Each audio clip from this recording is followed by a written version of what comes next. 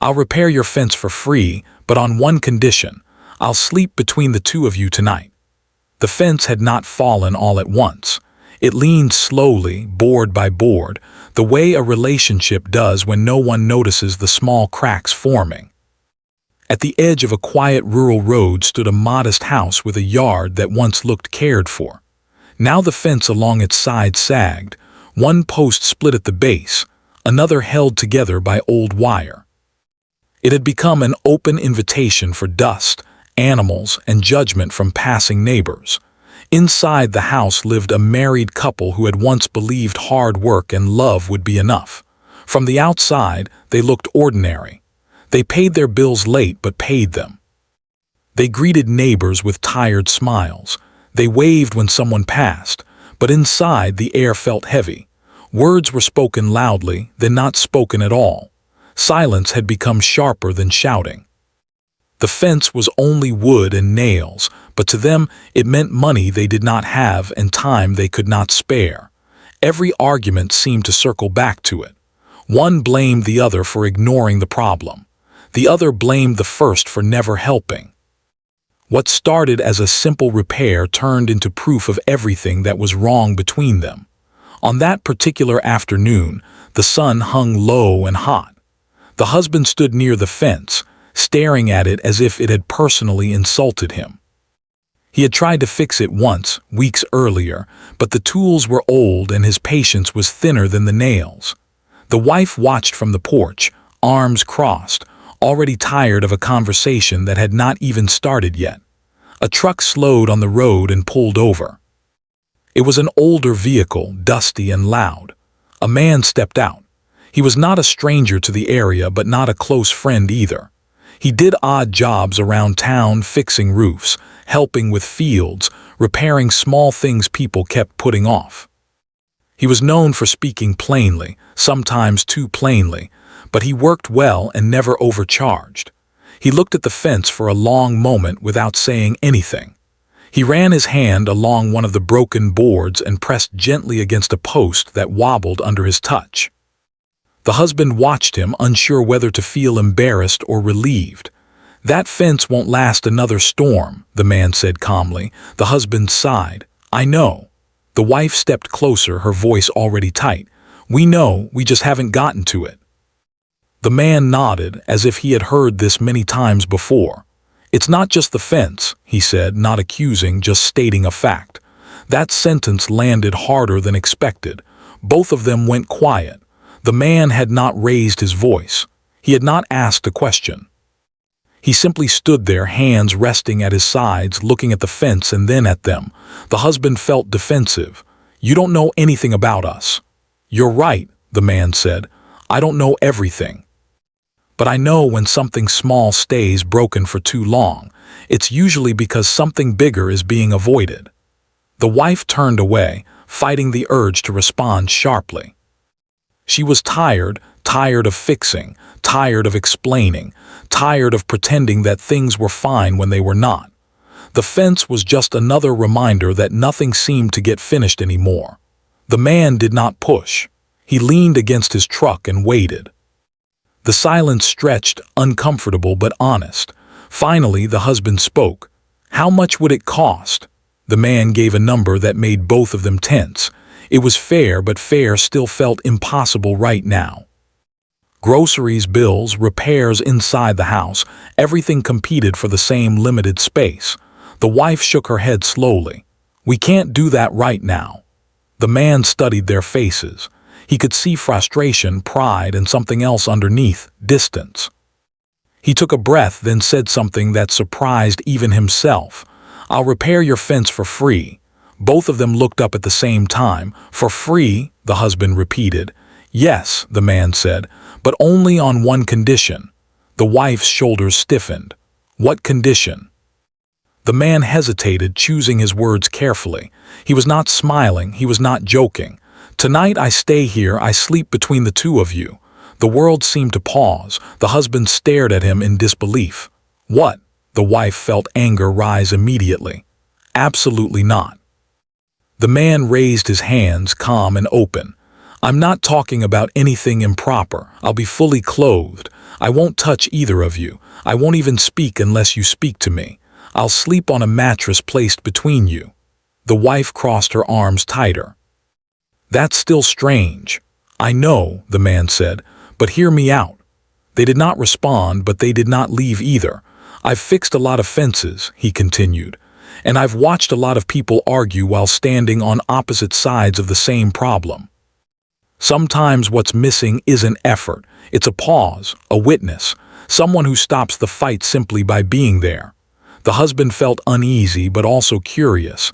"And you think sleeping in our room will fix our fence?" "No," the man said honestly. "Fixing the fence will fix the fence. This might help with the rest." The wife laughed bitterly. "You don't even know us." "I don't need to," he replied.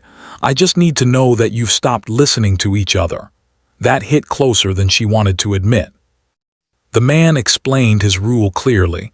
One night only. No talking unless both agreed. No arguments. If it felt wrong at any moment, the deal was off. He would leave without fixing anything. The husband looked at his wife. She looked back at him. In that look was years of shared history, good and bad. They had tried counseling once and quit. They had promised to communicate better and failed. They had avoided each other in small ways that added up. "This is ridiculous," the wife said softly, more to herself than to anyone else. "Yes," the man agreed, "it is, but sometimes ridiculous is what breaks a pattern." The sun dipped lower. The fence stood crooked, catching the orange light, casting uneven shadows across the yard. Neighbors passed, glanced, and moved on. The husband exhaled slowly. "We'll talk about it," he said. The man nodded. "That's all I ask." He climbed back into his truck, leaving them alone with the decision and with each other. They did not speak for a long time after he left. The broken fence no longer felt like the biggest problem. The space between them did. That night, as darkness settled and the house grew quiet, the question remained unanswered. But for the first time in a long while, they were thinking about the same thing. That evening felt longer than usual.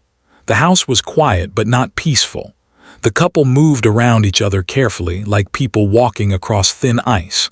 Every small sound, the clink of a cup, the creak of the floor, felt louder than it should. The strange offer hung in the air, unspoken but heavy. The wife stood at the kitchen sink, staring out the window. The broken fence was barely visible now, shadows hiding its shape, but she could still see it in her mind. She did not like the idea, not at all. It felt embarrassing, risky, and confusing, yet a small part of her wondered why the thought would not leave her head. The husband sat at the table, hands wrapped around a mug that had gone cold. He kept replaying the man's words. "Sometimes what's missing isn't effort.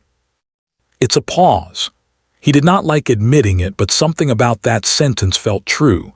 They had been rushing, arguing, blaming, never stopping long enough to really hear each other.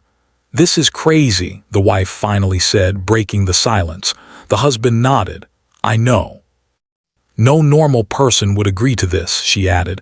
"Probably not," he replied. "But nothing we've tried has worked either." She turned to face him. "So what? We let a stranger sleep in our room and hope that fixes everything." He did not answer right away. He chose his words carefully. "I don't think it's about fixing everything. Maybe it's about stopping the fighting for one night." She sat down slowly, rubbing her temples. "I don't trust this." "I don't either," he admitted. "But he set rules. And he said we could stop it any time." The wife thought about all the nights they had spent lying back to back, awake, angry, pretending to sleep. Nights filled with unspoken thoughts and quiet tears. What was one more uncomfortable night compared to that? "What if the neighbors find out?" she asked. The husband gave a weak smile. "They already know we're struggling. We don't exactly hide it." That was true, and it stung. They sat in silence again. Time passed. The house grew darker. Finally, the wife sighed. "One night," she said. "One night only, and if anything feels wrong, it ends immediately." The husband nodded, agreed. When the man returned later that night, he did not act surprised. He listened as they repeated the rules, making sure everything was clear. He nodded calmly, showing no sign of excitement or discomfort. "I respect your space," he said. "This isn't about crossing lines, it's about drawing one." They set up a spare mattress on the floor, placing it between the two sides of the bed. The room felt different immediately. Smaller, closer, awkward. The wife folded her arms, standing near the door as if she might leave at any moment. The man removed his boots and placed them neatly by the wall. He lay down without a word, facing the ceiling. The husband climbed into bed on one side. The wife hesitated, then lay down on the other. The light was turned off. Darkness filled the room, but sleep did not come. No one spoke. The only sounds were breathing and the distant noise of insects outside. The wife stared at the ceiling, heart beating faster than usual. She was aware of every inch of space, every movement. The presence of someone between them made it impossible to ignore the distance that had grown over time. Minutes passed, then more. Finally, the husband shifted slightly. "This feels strange," he said quietly. "Yes," the man replied softly, "it's supposed to." The wife swallowed. She did not want to talk, but the silence pressed on her. "What if this doesn't help?" she asked. "Then it ends in the morning," the man said. "No harm done." She considered that. There was comfort in knowing there was an end. Another stretch of silence followed, but it was different now, less sharp, less filled with anger. It felt more like waiting than avoiding. The husband cleared his throat. "When did we stop talking like this?" he asked, not directing the question at anyone in particular. The wife closed her eyes. "When everything became a problem," she said quietly, "even small things." The man remained still. He did not interrupt. They talked slowly, carefully, as if learning a new language. Not arguing, just speaking. The wife spoke about feeling alone even when they were in the same room. The husband spoke about feeling like he was always failing, no matter how hard he tried. There were pauses. Long ones. No one rushed to fill them. At one point, the wife's voice trembled. "I don't remember the last time we fixed something together." The husband felt that deeply. He wanted to reach across, but he didn't. Instead, he let the words sit where they were. The man spoke again, gently. "Listening doesn't require fixing, just hearing." That simple sentence changed the way they spoke after that. They stopped explaining. They stopped defending. They just shared. The night moved forward slowly. Outside, the wind brushed against the house. Inside, the tension eased little by little. No miracles happened. No sudden promises were made. But something shifted. When the wife finally drifted into a light sleep, she realized she did not feel as guarded as before. The husband noticed it too. For the first time in weeks, his chest did not feel tight. The man stayed quiet, keeping his word. As dawn approached, the room filled with soft early light. The wife woke first. She looked across the mattress at her husband. He was awake too. Neither of them spoke. They didn't need to. The night had not solved everything, but it had shown them something important. Silence did not have to mean distance, and presence did not have to mean pressure. When the man stood up quietly and stepped out of the room, the house felt different. Still imperfect, still uncertain, but no longer completely broken. And outside, the fence waited, soon to be repaired, board by board. Morning came slowly, like it was unsure whether it should arrive or not. Soft light slipped through the window and touched the walls, the floor, and the quiet faces of the people inside the room. The night had ended, but its weight still stayed with them. No one rushed to move. It felt important not to break whatever calm had settled there.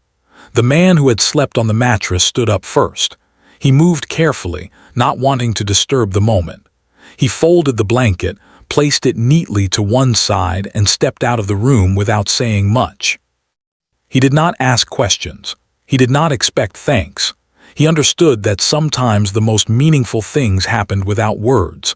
The couple stayed where they were, sitting in the soft morning light. The wife hugged her knees, thinking about the night before. It had not been easy, it had not been comfortable, but it had been honest. That honesty stayed with her now, heavy but real. The husband rubbed his face with both hands and let out a slow breath. "I didn't sleep much," he said quietly. "Me neither," the wife replied. They shared a small smile, tired but genuine. That alone felt new. They moved to the kitchen together. No one led. No one followed. The house felt less tense than it had in months. The walls had not changed, but the air had. The wife put water on to boil. The husband opened the window slightly, letting in the cool morning breeze. Outside, the fence still stood broken, but for the first time it did not feel like an accusation.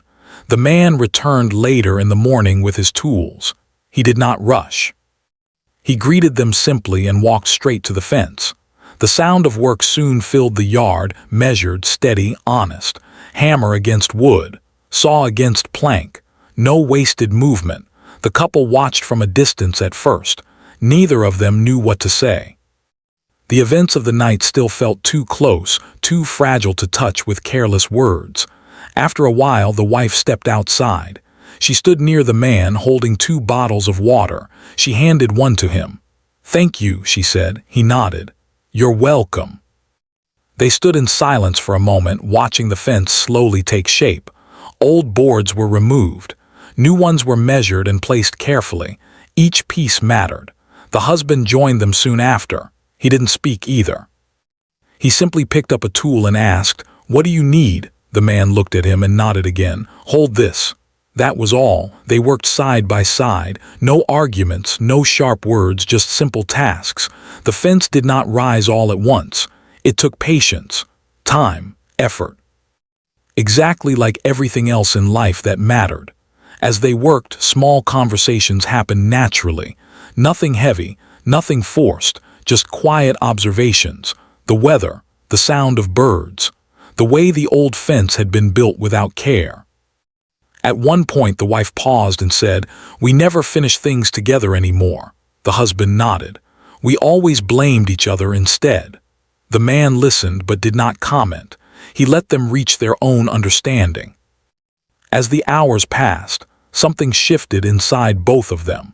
The wife realized she had been carrying resentment like a shield, using it to protect herself from disappointment. The husband realized he had been hiding behind silence, thinking it was safer than speaking and failing. They didn't say these thoughts out loud. They didn't need to yet. Awareness was enough for now. When the fence was nearly complete, the man stepped back to inspect it, straight, strong, balanced. "This fence will hold," he said. The husband wiped sweat from his forehead. "So will we?" he asked quietly, not entirely sure why he was asking. The man met his eyes. "That depends on what you do after I leave." The wife felt that answer settle deep in her chest. They finished the work together. The last board was placed carefully, measured twice before being fixed. When it was done, the yard looked different, safer, complete. The man gathered his tools and loaded them into his truck. He did not wait for praise. He did not remind them of his unusual condition. His part was done. Before he left, he turned back and said one last thing. "Broken things don't always need pressure. Sometimes they need space and time." Then he drove away. The couple stood by the fence long after he was gone. The wife rested her hand on the wood. It was solid beneath her palm. "We should take care of it," she said. "Yes," the husband replied, "together." They walked back into the house side by side. Nothing was magically fixed. Problems still existed. Life would still test them. But now they had proof, real proof. That repair was possible when they stopped standing on opposite sides.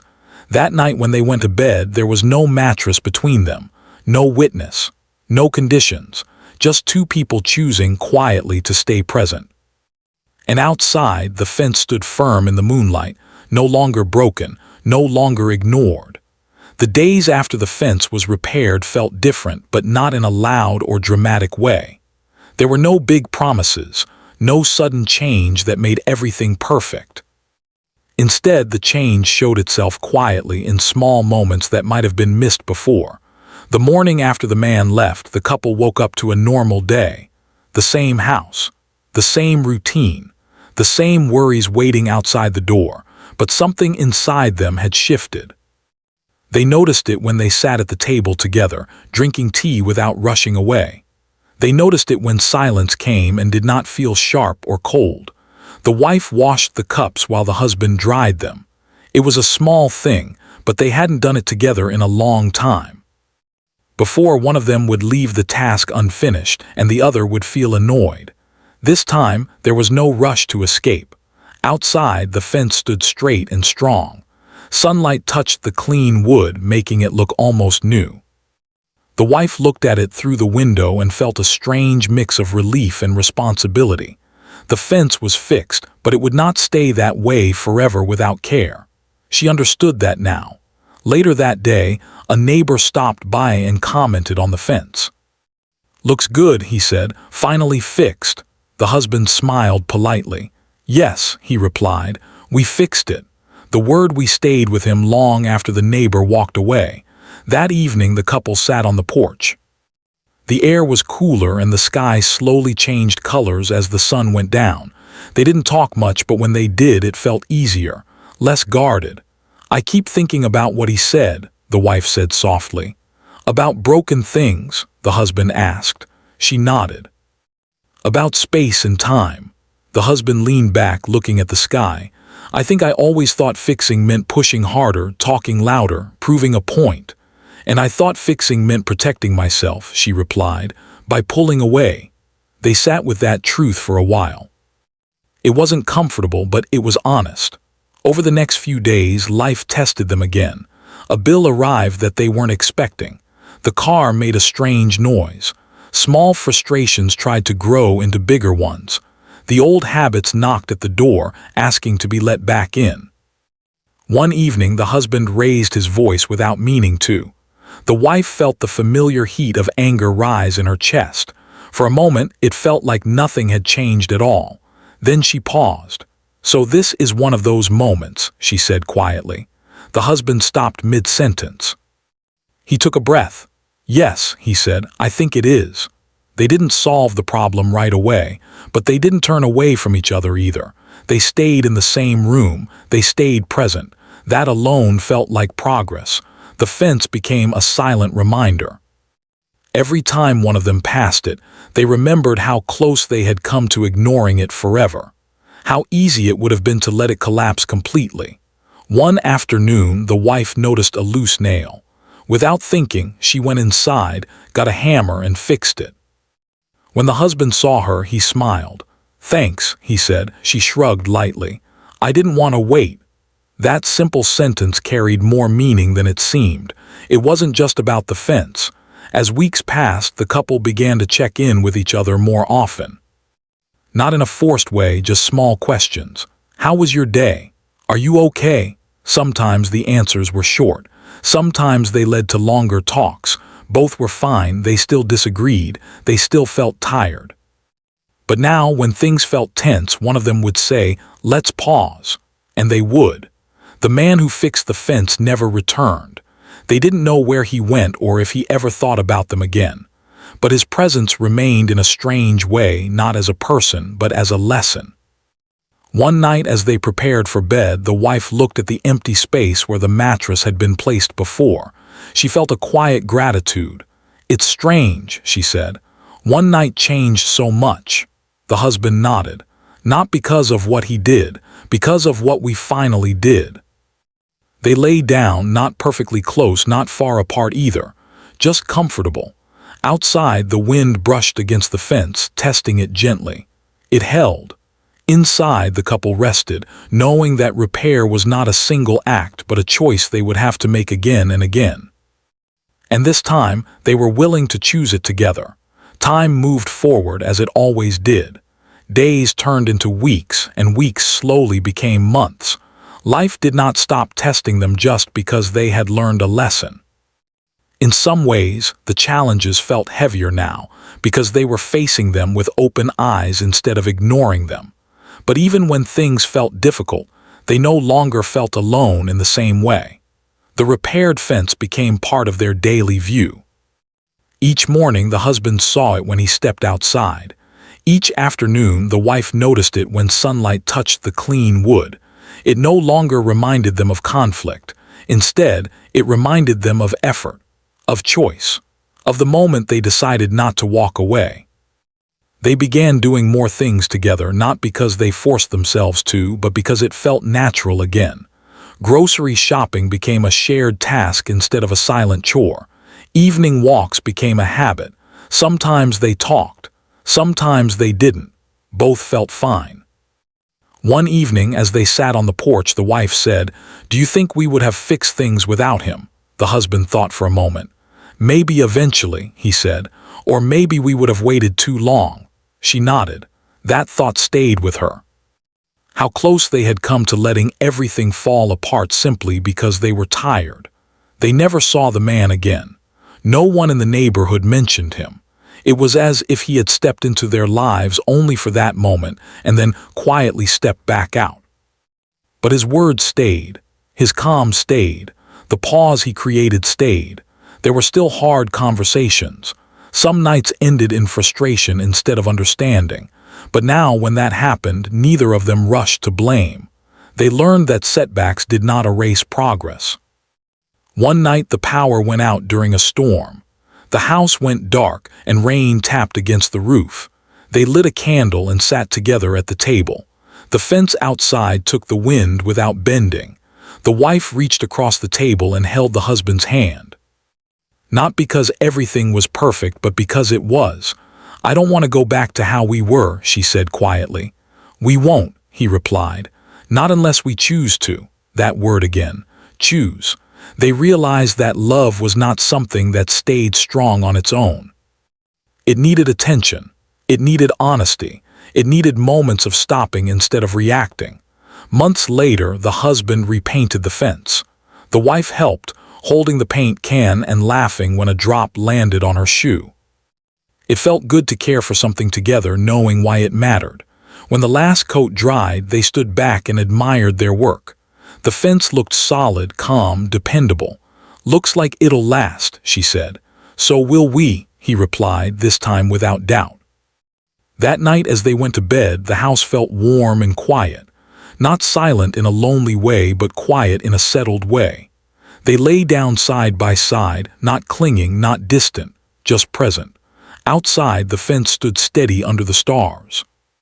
And inside, two people rested, knowing that sometimes the most unexpected moments teach the most lasting lessons.